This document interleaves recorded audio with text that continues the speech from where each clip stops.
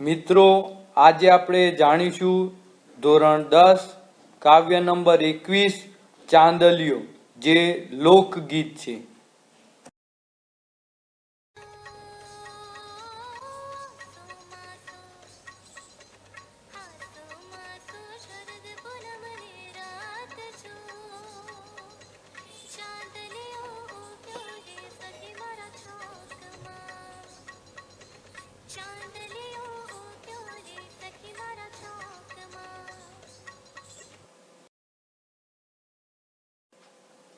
મિત્રો આપણે કાવ્યનો રાગ સાંભળ્યો, હવે એને સમજવાનો પ્રયત્ન કરીએ।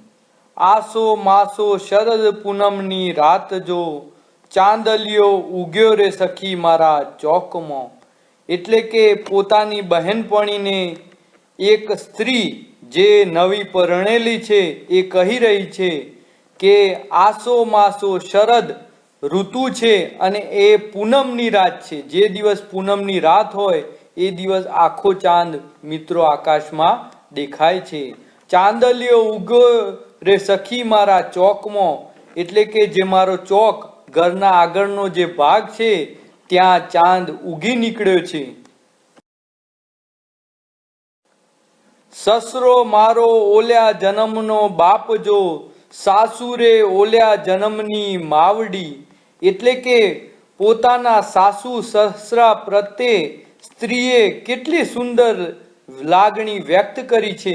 પોતાના માતા પિતાની જેમ સમજીને કહે છે કે મારો જે સસરો છે એ જાણે કે મારો ઓલ્યા જન્મનો એટલે કે ગયા જન્મનો બાપ ના હોય, અને જે મારી સાસુ છે એ પણ ઓલ્યા જન્મની એટલે કે પહેલાના જન્મની માં હોય એવો મને અહેસાસ થઈ રહ્યો છે।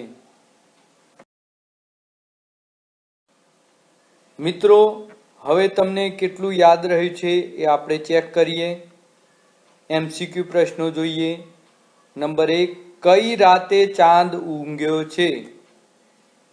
એ અમાસની રાત્રે, બી શરદ પૂનમની રાત્રે। આ બંનેમાંથી પસંદ કરીને ટૂંકમાં જવાબ તમારે નીચે કોમેન્ટ બોક્સમાં આપવાના છે। નંબર 2, આ કાવ્યમાં સાસુ સસરા પ્રત્યે કેવી લાગણી વ્યક્ત કરવામાં આવી છે? એ મા બાપ જેવી, બી સાસુ સસરા જેવી।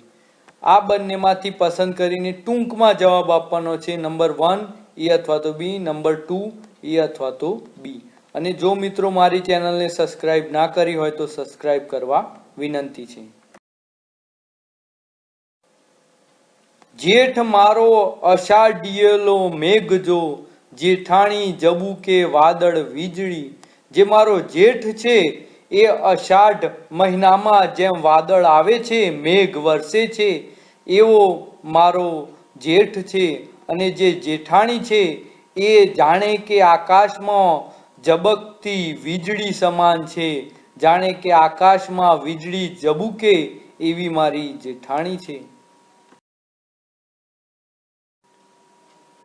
દેર મારો ચાંપલિયાનો છોડ જો, દેરાણી ચાંપલિયા કેરી પાંદડી।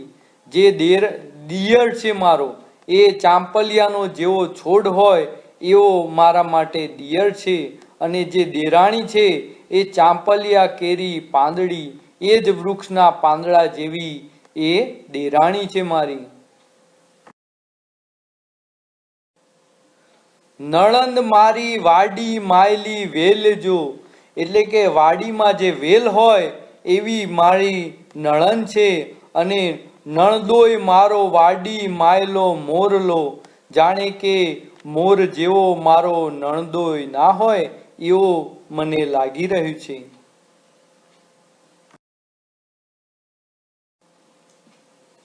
પરણ્યો મારો સગી નણંદનો વીર જો, તાણીને બોધે રે નવરંગ પાઘડી।